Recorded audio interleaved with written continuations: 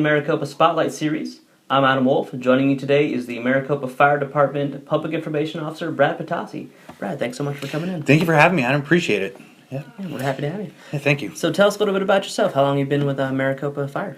So I was hired in Maricopa Fire Department back in December 2006, so I just had my 9-year anniversary, and it's been amazing since. And have you been a public information officer the whole time, or was that a development? No, that was a development when I was on the job. The end of 2008, I was kind of voluntold to be a public information officer, and it was one of the blessings of my career.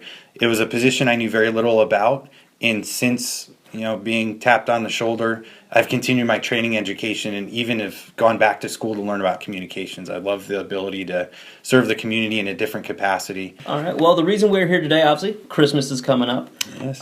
Joyous time of year, but there are also some safety issues that come along, especially with the trees when they get dry and they're a fire hazard. And a lot of people don't think about that. So tell us, what are some of the precautions people can take to avoid any issues? Absolutely. This whole holiday season, starting with Hanukkah and working its all the way through the different festivities up to New Year's, there's a lot of cause for celebration.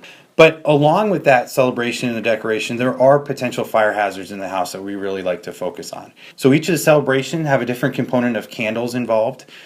We want to make sure that people are transitioning away from the traditional lit candles, the actual flame, to the safer LED candles. There are all different designs for those LED candles. They look beautiful. They replicate a flame. They do a beautiful job. So replacing that traditional flame in the house to a LED candle will greatly increase your odds of safety around the holiday season. Our second big focus for the holiday season is the kitchen and the hazards associated with the kitchen.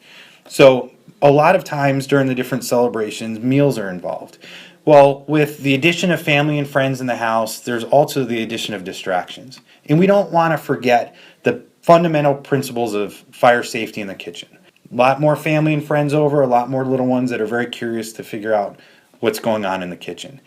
So we want to ensure that pots and the cookware is never left unattended, that the handles are pointed away from the stove, so it's not in grasping reach for little ones to grab it. They grab everything. And unfortunately, in Maricopa, we've had some substantial injuries and burn injuries that have been treated at the burn center due to those type of accidents. So there's an element of preparation we all can do in the kitchen that can help in case things go wrong, because we know accidents happen.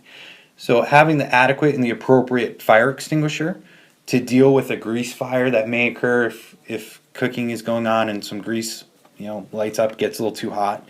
Absolutely. And then when the holiday season is done, just so everyone knows, you can take your old Christmas tree. The city will take it back and they'll chip it, I believe.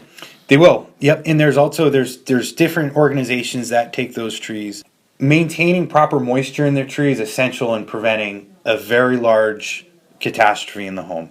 Christmas trees dry out, and when they dry out, they are very volatile to flames. Since so many Christmas trees tend to be pine trees, pine burns very hot, and a lot of people don't quite realize that different wood burns different temperatures, and it is actually pretty difficult to put a pine tree out. It's very difficult when they get established. When fire gets established in these trees, like you mentioned, it is very hot and burns very quickly. So we want to make sure that we're prepared and just doing the right thing, taking care of our trees or any other decorations you have in the house. The other issue we have this year, which is very rare for this part of the country, we have a freeze warning Christmas night that might have rain just before it, so we actually could have some icing issues. What advice could you give people who aren't used to it? We live in the desert, we're not supposed to see this in the winter, but we could very well have some sort of white Christmas, and it could be hazardous. Absolutely. And one of the big things for driving and the roadways, because that's where we're going to see a potential uptick in calls.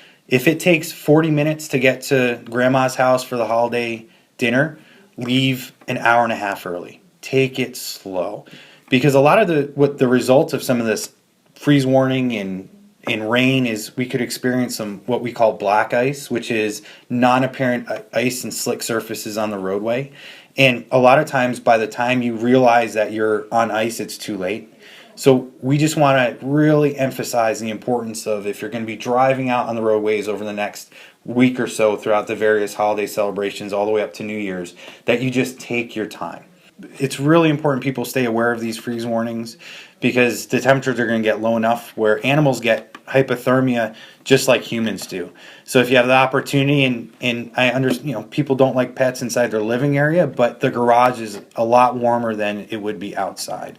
Again, we want to keep the holiday season festive and fun, and we really are looking to prevent any tragedies. So if we're proactive in our safety, as well as the safety of our pets and family and friends, then we can ensure the holidays will be a time for celebrating and not mourning. And take your time, because you might have a four-wheel drive vehicle, but that's not a four-wheel brake vehicle. Absolutely. It will still slide. Great point. Great point. Yeah. Absolutely. Well, Brad, thank you so much for coming in. We really You're appreciate all the advice. And everyone out there, have a very merry and safe Christmas. Merry Christmas. Happy holidays. We'll see you next time.